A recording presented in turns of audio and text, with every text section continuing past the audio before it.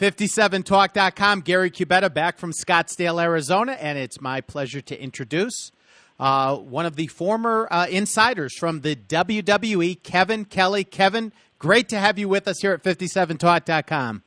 Thanks, Gary. It's my pleasure to be here with you. I've got a lot of respect for your show, and I've listened to a lot of your interviews. You do a fantastic job. You've had a great array of guests on. Well, I appreciate you saying that. And, of course, we had some sad news today, the passing of Umaga. How do you pronounce that?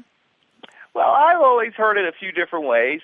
Umaga, I think, is the proper pronunciation. I think the name was a tribute to, I think it's the last name of a famous rugby player from his native New Zealand. And so Umaga is the proper pronunciation. Umaga. Of course, his real name, Edward Fatu, and comes from just a tremendous lineage, a family. Rikishi and Tonga Kid were his brothers, and Afa, Sika, Rosie, L.A. Smooth. I mean, the list goes on of the legendary family name. And Kevin, I got to tell you this. I'm going to just start off, and we'll cut the bull. Our audience already knows. I don't watch the current product. I haven't watched it in about 7 years. Okay. We do our show mostly on guys from the past, 70s, 80s, and 90s. I never saw Umaga wrestle. I've done a little bit of research today, and he had some issue with the wellness policy of WWE. Can you fill me in? Well, as far as what I know, and first let's talk about his skill and his strengths in the ring. He was beyond the best of any of the family. And at one point, I would say 4 or 5 years ago, in his early 30s, I thought that Eddie Fatu was the most athletic big man in professional wrestling throughout the industry. Just incredibly gifted. I'm not sure, Gary, I've never taken drugs. I'm not a drug user. I mean, I've done recreational drugs, let's say most of us have, but I've never had a problem with it, and I don't know how the problem does get started. But he did have a problem. I'm not sure whether or not that was the cause. I mean, of course, the reports, as we record this, the reports are still up in the air. We do know that he has passed away. And if that was a cause or a determining reason, we'll find that out, I'm sure. But, yeah, he had run afoul with the wellness policy, had violated it 3 times, I guess, then lost his job. WWE had been trying to get him to go into rehab, and for whatever reason, he refused. Was it a steroid? He doesn't look like he's a heavy steroid user. One of the violations, and you're right, one of the violations that was his first strike was being on the signature pharmacy list. It was a controversial story a couple of years ago where a lot of WWE superstars and people from sports and show business were ordering steroids and growth hormone online. Their names were attached to a raid of an Orlando lab. All of the WWE performers at the time that were on this list were given a strike. So if they had one, it was 2. And if they didn't have any, like Umaga didn't, he had 1. Whether or not he bought it for himself or he bought it for somebody else, I don't know. But, yeah, he didn't certainly have that classic steroid look. But, again, that was one of the strikes and one of the reasons why he was eventually let go from the WWE. Kevin, what do you make of all the guys passing away? This is another one. It just seems to happen again and again and again. Do you think that it's just the nature of the business, or has something run amok in the business? If you talk to, and it's a very good question, you asked it exactly the right way. If it was the nature of the business, you would not be interviewing many stars from the 70s and the 80s as you have done, because the workload and the strain and stress back then, as opposed to now, was much greater. They were in the ring every night. I was listening to Rick Martel and was discussing, his early career in 1975, and here he was competing well into the 90s. It has to do with the combination of painkillers and steroid use. When Bill Watts' famous, in his book it was talked about, when drugs started to come into the Mid-South territory and into the wrestling business, that's when things started to change. Drugs had always been around, but it hadn't become a problem. But really what became a problem, and what's the problem now, is the combination of painkillers and steroids, because you're causing, with steroids, you're growing heart. You're causing the heart to grow. It's a muscle, so that muscle is growing, having to work harder. At the same time, many painkillers bring down the level of oxygen in the body. So the body's having to work harder to pump the heart, and at the same time, the painkillers are causing toxic levels of carbon dioxide to build within the bloodstream. That's what happens with somas, which is a very popular abused drug within the industry. So the combination of those two things have led to many heart attacks and things like that, and that's the reason why so many have passed away. Why is it more of an issue now than it was before? I mean, these drugs probably existed in the 70s and the 80s, right? Well, they did, but not to the extent that they are now. And I think it goes back to the culture of today and today's athlete and today's anybody. If you have something wrong with you, what do? You take a pill. And I think a lot of people have just come under the spell of, if something doesn't work, I will, if something hurts, I'll take a pill and I'll feel better. Medical science has done a lot of great things, but the one thing that they have done, certainly, is they put a lot more drugs on the market. And painkillers, prescription medication is so readily available. Again, they're evil. Prescription medication, pain-killing medication, can really just get into the soul and the psyche of the user and change the person forever. Cause them to be addicted, and the body creates pain for because it's craving that drug. Kevin, how close were you to Vince McMahon? I was as close to Vince McMahon as anybody that worked there. Not very. Vince has a tremendous whoa. So you weren't close with him? No, not at all. Oh. But I worked closely with him. Okay. At times. I knew him about as well as, what I'm saying is, probably the people that knew him the best, Pat Patterson, Jim Ross, Bruce Pritchard. Those guys probably knew him the best, of the people that were there when I was there. And then, but again, we always had the opportunity to work and talk and speak. He was a fascinating, complex man. And that's why I say I can't say I know him very well, because he was so just depending on his mood, depending on what time of the day it was, depending on what was going through his mind at the time, he could be a completely different person. How often were you in Titan Towers? I worked there every day. The building is divided. The company's divided up into two buildings. 1241 East Main Street is Titan Towers, and then 120 Hamilton Street is the TV studio. A couple of blocks away from one another. The Titan Tower, of course, famous glass, building, beautiful building on the outside. The TV studio, very nondescript warehouse-looking building, but on the inside it's glorious because it has all the latest and the greatest television equipment.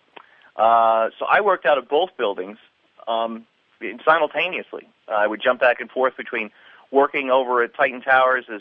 I had many different jobs while I was there as the announcer for Raw and a lot of the syndicated shows, doing backstage interviews and pay-per-views and things like that. That was just one part of my job. Then the other time I would be, I was managing editor for WWE Publications. I was the talent development coordinator in talent relations, where we got the developmental system up and running, Louisville, and at the time we also had Memphis, which then became Cincinnati. We had San Juan, Puerto Rico, and we had L.A. In fact, that's where I got to know Umaga, because Eddie Batu was part of our developmental system in the Memphis territory that we had. Okay. Let me ask you this. Have you been inside Vince McMahon's office? Yes, I have. In fact, Vince Russo and I used to try to figure out ways. We would always get in and see his secretary at the time, Beth Zaza, who is no longer with the company, and we would always talk about, what can we prank Vince? What can we do? Always afraid to do it. Never did it. Because, Kevin, I've never seen a picture of inside Vince's office, and I've asked some of the other guys to describe it, and they won't do it. So I'm going to ask you, is it a big office? Is it a small office? What's he got on the walls? What's it look like? It is.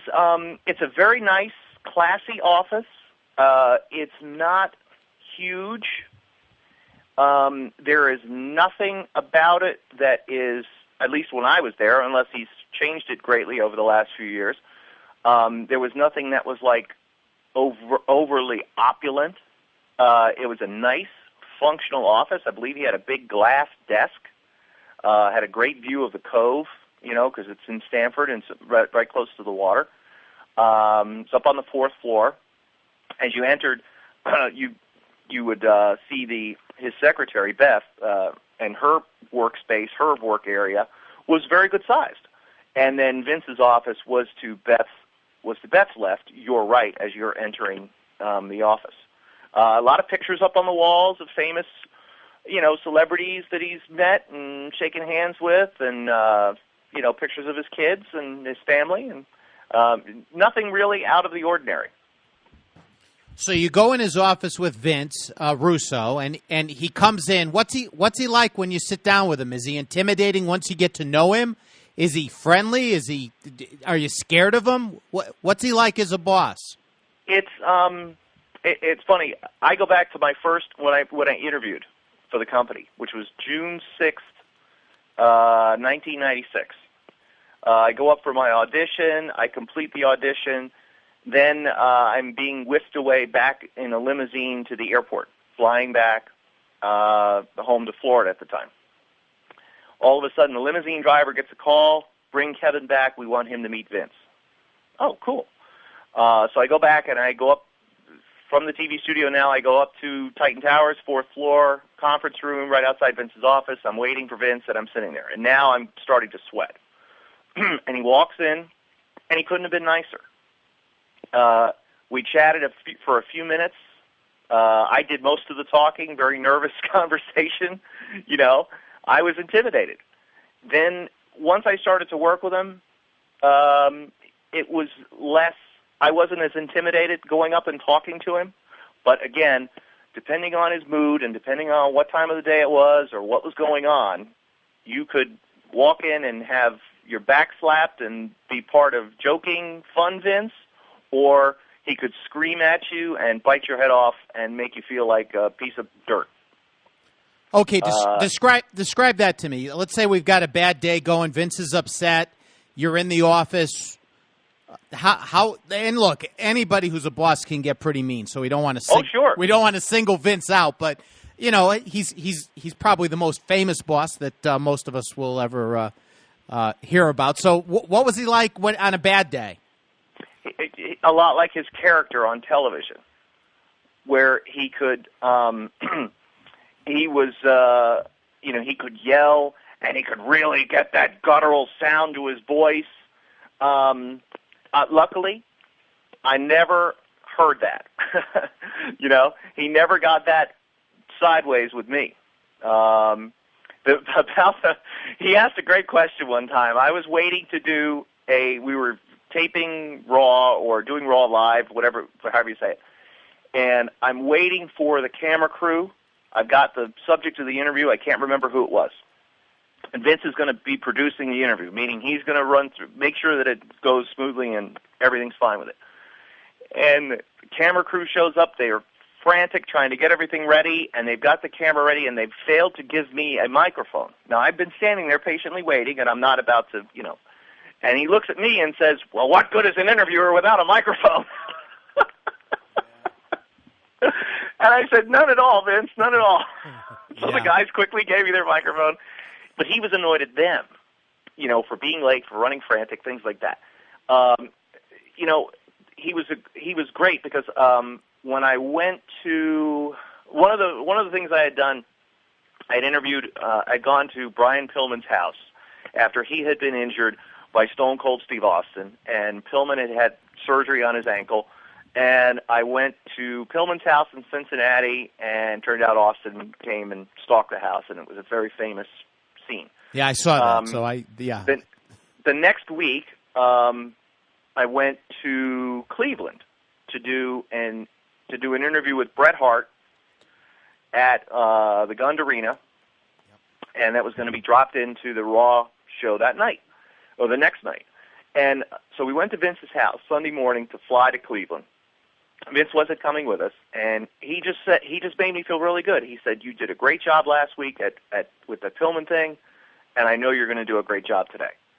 So I saw both sides of it, and I always found him to be a very nice man. I know some people saw the, mean or whatever. I never really did. When he compliments you, do you get the feeling that you're getting closer to him, or he's just doing it just, to get the next bit of work out of you? Is he? Do you feel like you're accumulating brownie points here with him? You hit on a very important thing. I always felt like I was in a very strong position with Vince, but I didn't always feel like I was in a strong position with the guy that was my boss, which was Kevin Dunn, the executive producer. He's the guy who runs the truck, really. He's inside. And he runs the TV studio over at 120 Hamilton. So I always felt like I was in a good position with Vince, and I was.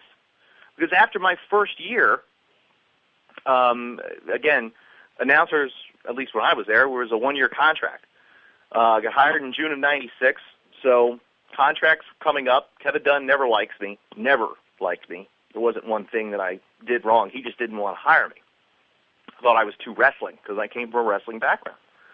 And so anyway, contracts coming up. He decides he doesn't want to renew my contract. So he calls Vince McMahon over at Vince's house because he and Vince Russo are writing TV. And he says, and he's got Kevin Dunn on the speakerphone. He says, "I'm going to let Kevin Kelly go.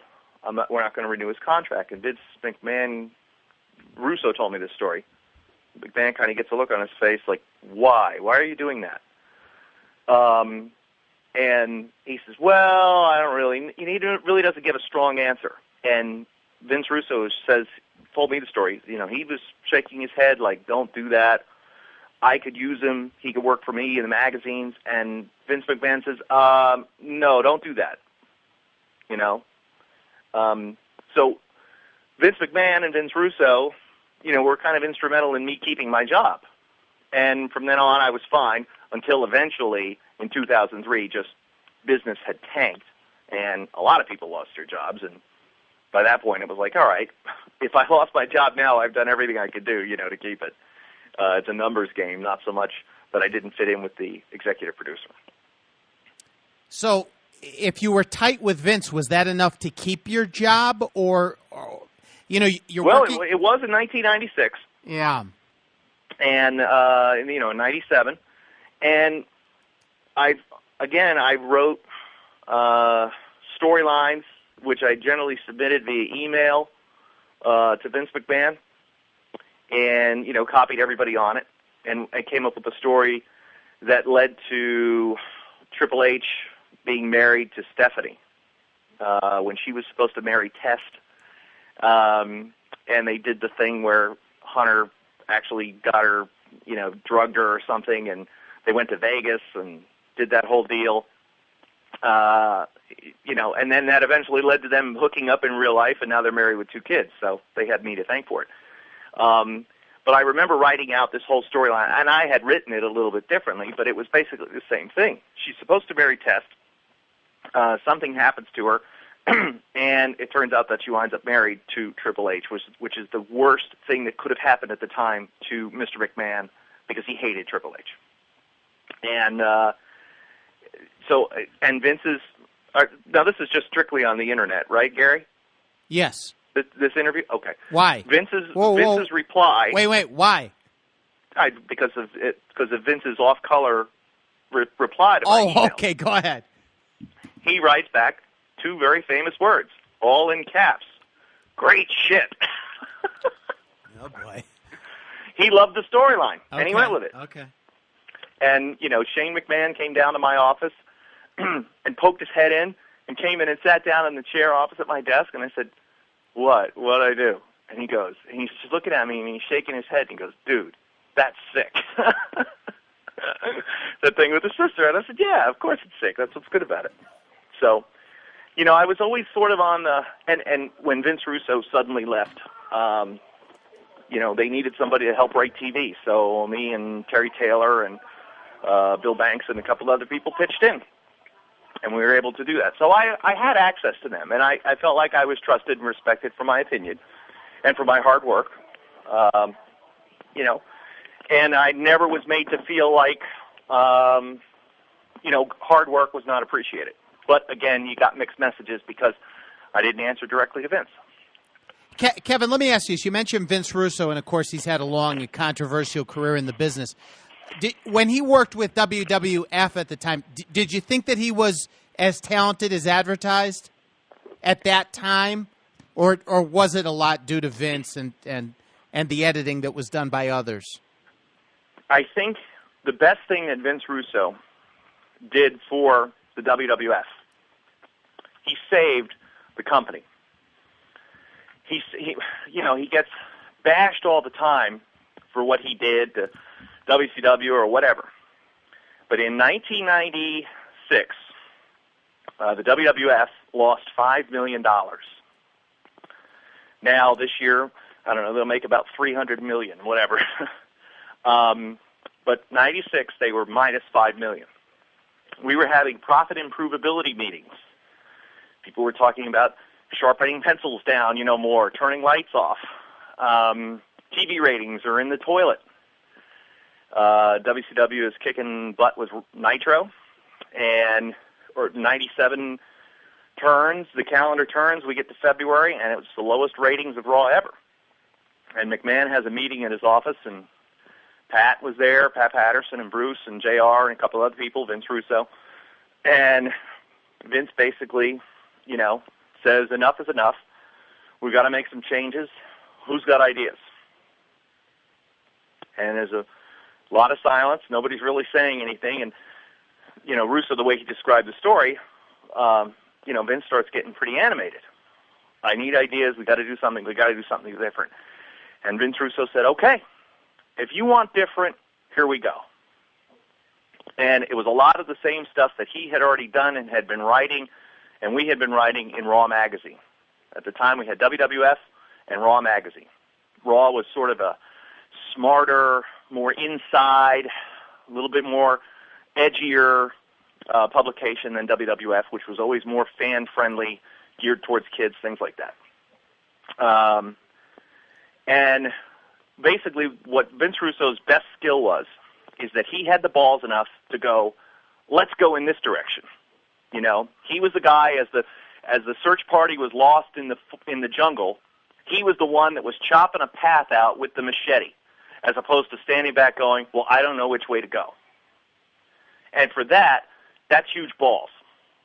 When you got a multi-million-dollar company in financial peril and a very strong-minded, stubborn in many ways, old-school wrestling guy like Vince McMahon set in his ways in a room full of old-school wrestling guys, a lot of old-timers, and here you are, editor of the magazines who used to run a video store, and you're saying, you want to fix it? Do it my way. That's balls. Yeah. And that's what he did. And Vince McMahon listened to him. We've all heard the story about how in '96 he lost $5 million, and of course the WWF at the time was not a publicly traded company, so that was real money. What was that like for Vince? Do you know where he was getting the $5 million that he lost from? Was he having to go into his personal accounts? Did you ever hear about any of that? It was the way it was understood to us is that was money that he and Vince and that Vince and Linda had to part with. Yeah, that came out of their account. Because when you're a private company and you're losing, somebody's got to pay for it, either the bank through a loan or you've got to fund the company yourself. So was Vince? Do you remember what Vince was like during that period? I didn't have access to. It was a pretty short window of time. Okay. And I remember seeing Vince and Linda one time, and they always put on a good face for everything. But we knew that when the word was given out through senior management, let's start having these profit improvability meetings, it had to be stressful. It had to be stressful for them and for every department. Because at the time, before it was a publicly traded company, it was a lot more like family. They didn't like to fire people. It was a lot of the same folks that had been with the WWF since going back to the early days, the Hogan days, and even before that, Backlund and San Martino and things like that. Yeah. But especially through the Hogan years, there was a lot of folks that had been with the WWF through the 80s that were still at the company at the time in 1996. So, to them, having to lay off was not what they wanted to do. They wanted to keep their people because they were like family. And at the time, I don't think there wasn't a round of layoffs. It was just let's try to figure out what we could do to get around this. And the way around it was coming up with a more creative product. Do you think if Vince Russo hadn't made that suggestion that Vince would have gone down? Oh, that's a good question. Because at the time, WCW, I remember that pretty clearly, WCW was killing him. They came up with D-Generation X, which had something like that had never been seen on TV before. And it was so shocking. And at the same time, WCW was getting a little bit old in the tooth with the NWO. But if there hadn't been a D-Generation X, if Vince had kept doing the characters, I don't know if that would have. I don't know if that would have been enough. I don't think it would have been enough. I don't think so. He had a lot of deals that were. Let's face it, though. He was not on the cutting edge of anything at the time. There weren't any other revenue streams other than pay-per-view, and pay-per-view was fairly good. His TV contracts were pretty good. So he always had those things as assets that he could fall back on. But I think what would have happened is he would have really had to pare down. It gave him a lot of playing money. The success of the company, I always said, led to a lot of failure. The successes of the company didn't necessarily mean that the success of the company would perpetuate itself forever and ever. It just meant that Vince had money to fail with the XFL. When Vince came along with the idea to go public, of course, by then he had pretty much defeated WCW. And was there a big change in him? I mean, he was a wealthy businessman, but at times a struggling businessman, and then suddenly he's, almost a billionaire. Did you notice a difference in him? None at all. The only difference that we saw was that, I guess because it was a publicly traded company, there seemed to be, they hired a whole layer of vice presidentia through each department. A bunch of people that really didn't do anything other than answer to other vice presidents.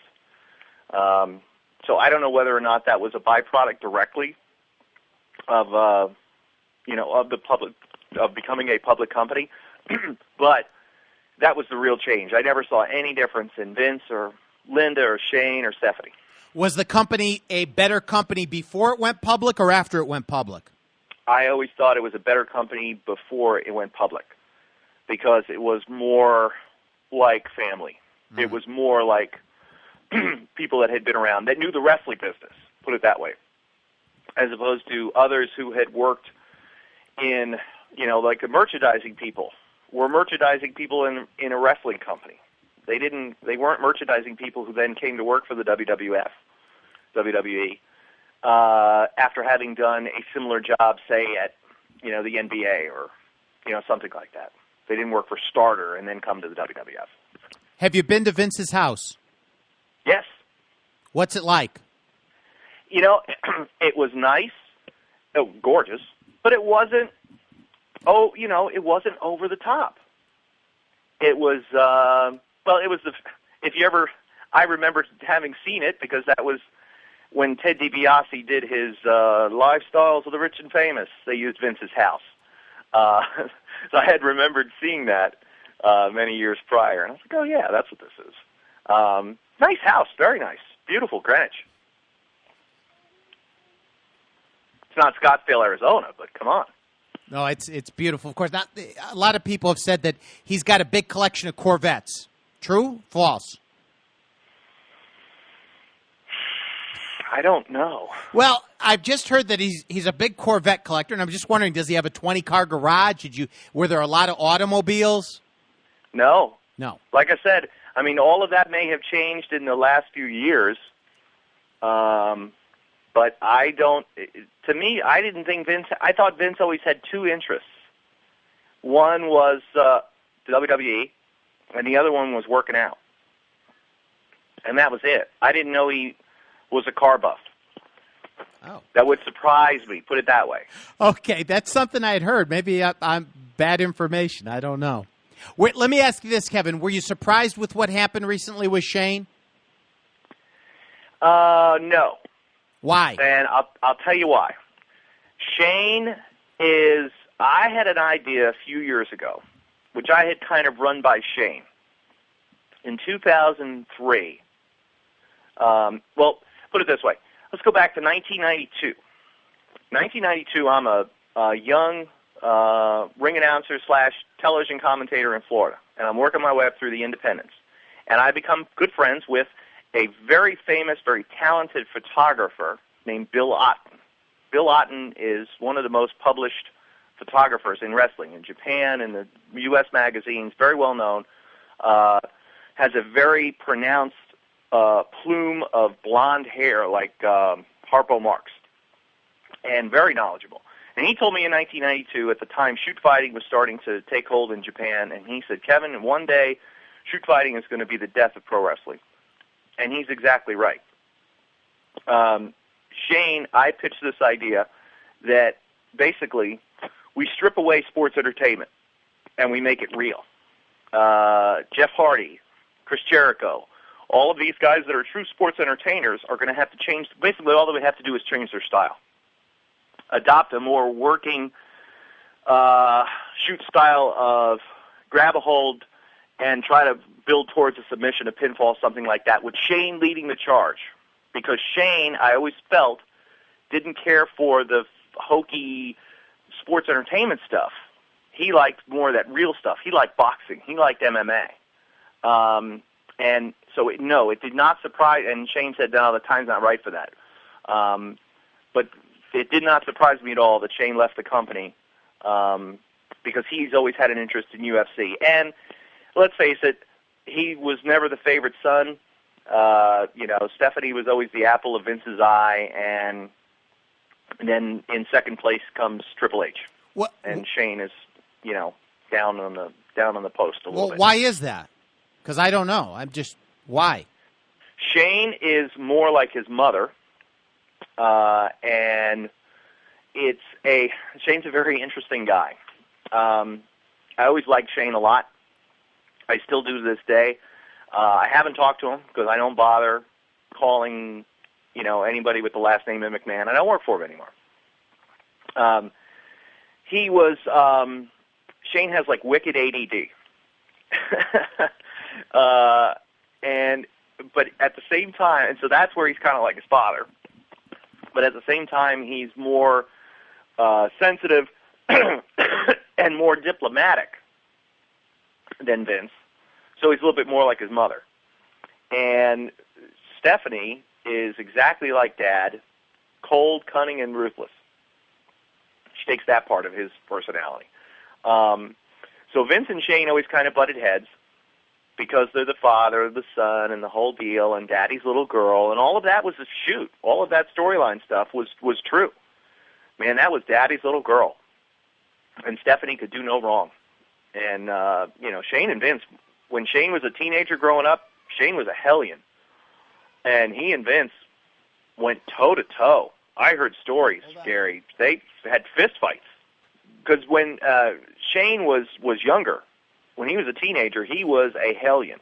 And Vince and Shane got physical more than once, fisticuffs, with, I think, Vince coming out on top. But another side of Shane that a lot of people don't. They got in a fight at Titan Towers? No, at home.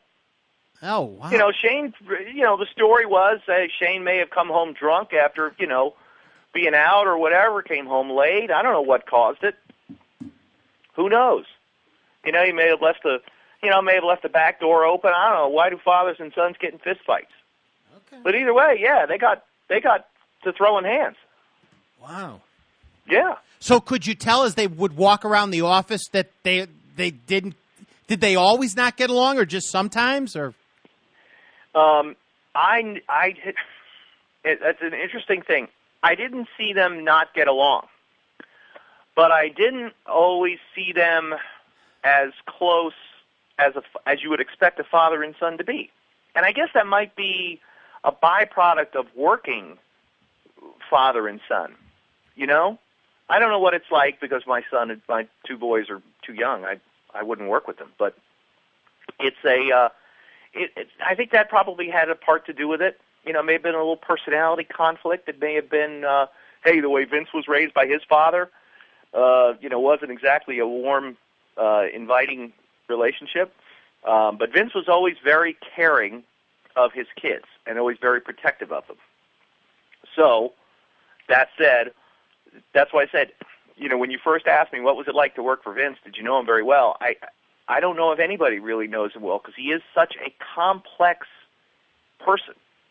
And, it's certainly more than meets the eye with Vince and his whole family. But Shane, in the gym in Titan Towers, of course, it's Vince, so there had to be this world-class gymnasium, and there was tremendous weight room, cardio. There was a little studio, that you could do, if you wanted to pop a tape in and follow along, do a Billy Blank's Tybo or something like that.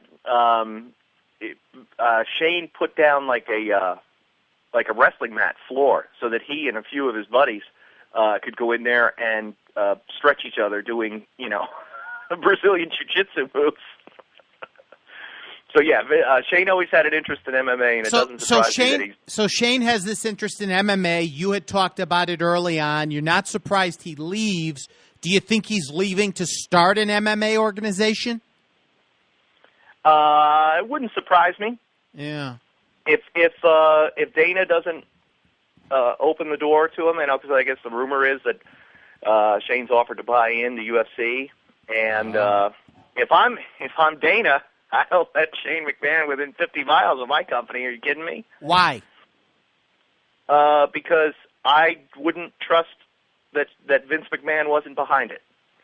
And I wouldn't trust that Vince McMahon wouldn't send his own son over there to destroy UFC.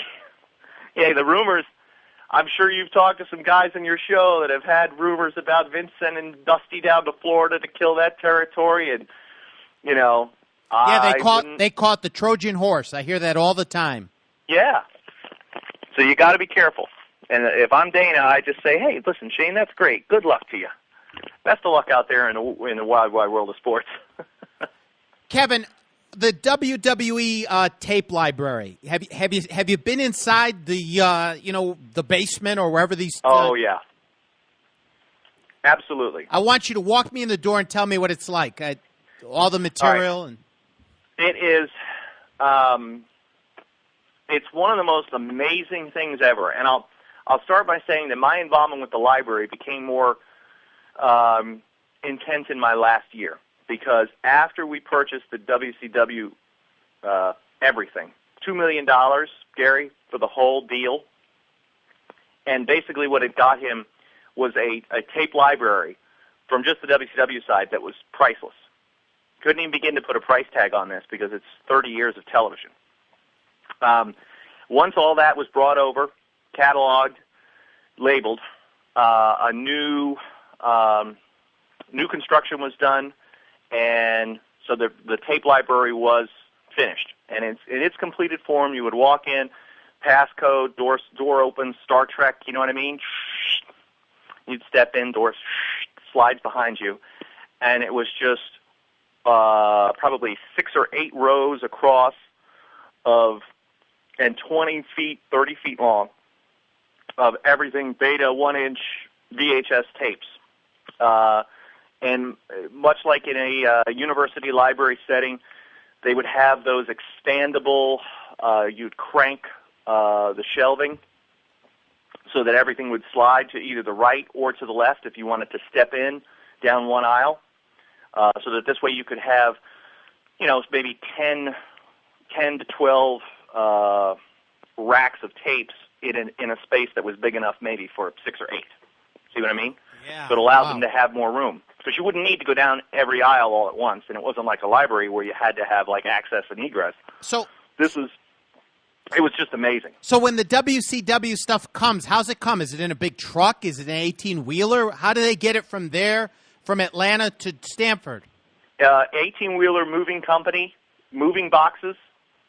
In fact, when I moved from Connecticut to Pennsylvania, I took a lot of the boxes that they had shipped the WCW Worldwide tapes in. It was just, Allied Moving Company or whatever it was. Was there damage done when they're moved, or is it a format that's secure enough that it can handle the move? Yeah, the cases themselves were strong enough. Yeah. Some of the stuff had gotten a little dusty and a little neglected in its time in WCW. It was shipped and it was warehoused off-site, probably 30 miles from the office. And they said one day, Kevin, we want you to go over there and see what you can see. Kind of give us a snapshot of what's over there because we don't know. We haven't gotten inventory, and the inventory that we have gotten, it doesn't make a lot of sense. Can you go over and see what it is? Yeah, sure. So I went over and played CSI. It was the greatest day I had working there. For 4 hours, I climbed on shelves. I got filthy. It was just great because I'm opening boxes, and it was like Christmas. How's this stuff labeled? Poorly. It would be like publications. And you'd open it up, and it would be like magazine proofs. A lot of it was unusable. A lot of it was just file stuff. But they had tons of photo slides, so that we could expand our photography art bank. It had actual art bank stuff, logos from pay-per-views. And then it just had mountains of tapes. VHS, a lot of 1-inch tapes, a lot of beta, a lot of old 3/4, not a lot of digital.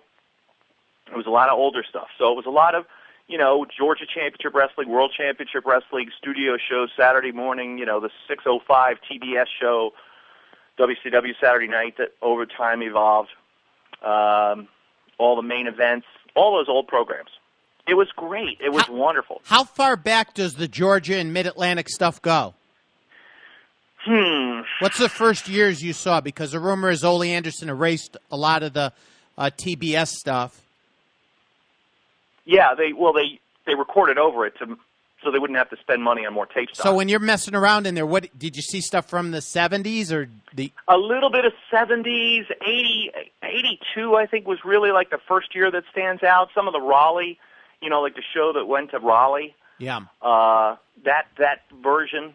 So they would have, like town promos for Raleigh, whatever. I seem to remember that, 82, 83. That was really where I think that's where the clock began to run. How about WWE stuff? Because sometimes you'll see some really early 1970 stuff from the Garden or from WWE. Well, it was 3WF-TV at the time. Does Vince have a complete collection of the early days of WWF? I don't think so. I think that for the same reason. I think a lot of the tapes were reused. They were. I think so. A lot of the Garden shows that were not recorded, a lot of the Garden shows, yeah, they had. But there was enough of the library there to where it was like, yeah, I think you could get a pretty good snapshot of history, but I don't think that there was, each week of, well, put it this way, going back, the old territory program, yeah, I don't think there was every week's show was on there. Yeah. So was the total amount of material from WWE greater than the total amount of material that came up from Atlanta? Yes. It was. Okay. Yes, it was. You're talking about pretty close, though. What did you think? What did you think when Vince bought that stuff? And, the AOL people, of course, they totally destroyed that company.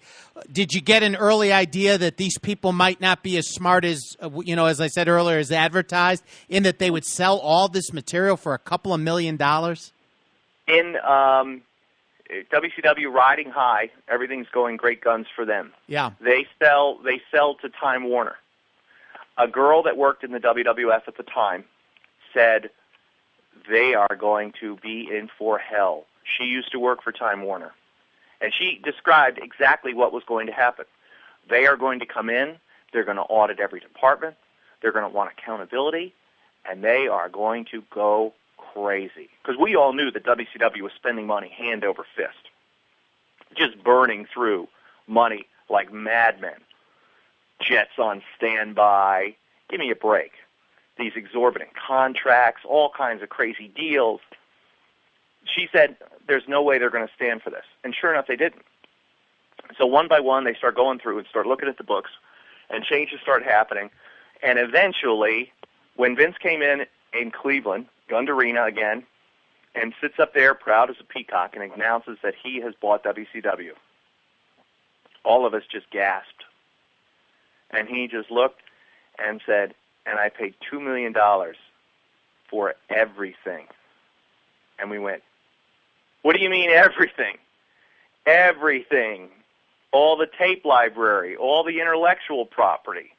And we were like, oh my God. That's fantastic. The intellectual property and tape library alone. Fantastic. And you couldn't put a price tag on it. Fantastic for Vince. Yeah. Yeah. Do you think there was any funny business with that deal, or do you think it was just corporate stupidity? I mean, come on. Look, these guys, they have all these networks. They've got to put stuff on these networks. That's their bread and butter, and yet they're giving it all away to Vince. I've heard rumors that there was some funny, but maybe you haven't heard, or maybe you can't comment, or maybe it's just... No, I haven't heard it. What would be the funny business? Well, I don't know if I want to submit. Anyway. Well, why not? Well, kind of that Trojan horse kind of thing. I always hear about that in wrestling. Like, one guy's working for another company, but really he's working for the company that gets the better of the deal. But yeah, I don't know. Because there wasn't anybody who came over. There wasn't one person who came back through.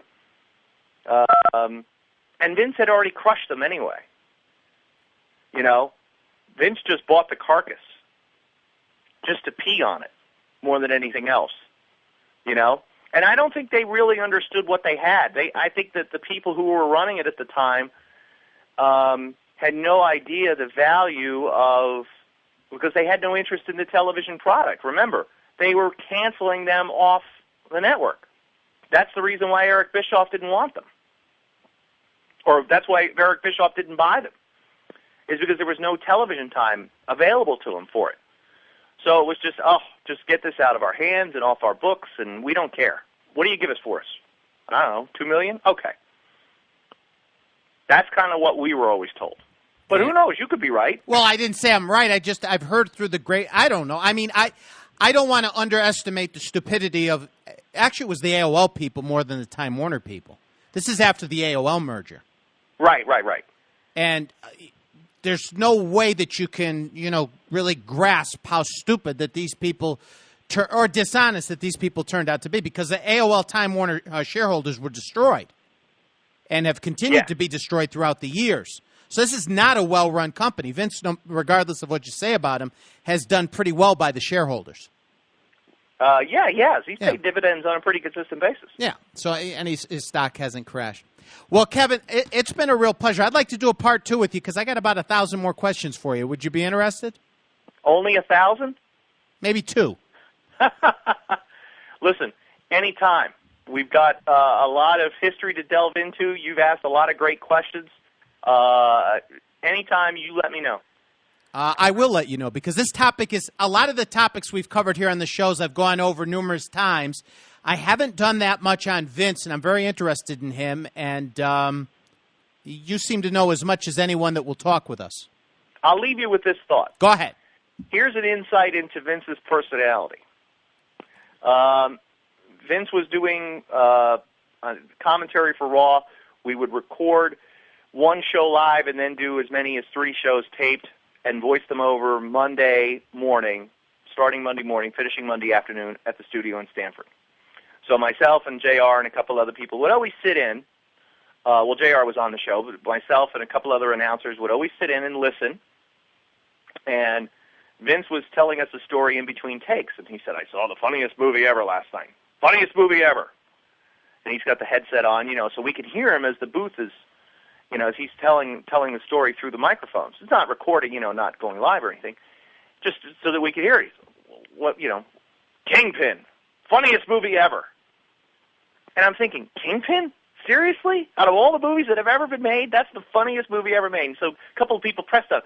Vince, really? That's the funniest movie ever. Oh, my God. And he goes on to describe all the poop and fart jokes that are in this movie. And, of course, if you've seen Kingpin, you know what it is. Right. And that's, to me, like a perfect description of his personality. And that's why he found all that stuff so funny that he put on his shows. Mae Young giving birth to a hand, that's funny. That's funny to Vince. Okay, so that's where that comes from. Yeah, because he thinks it's funny. 3-year-old humor is hysterical. Poop fart jokes kills with Vince every time. Okay, fair enough, Kevin. We're not talking about a Mensa member here, my friend. We're talking about a deeply disturbed individual. Aren't we all these days? Yeah, I guess we are.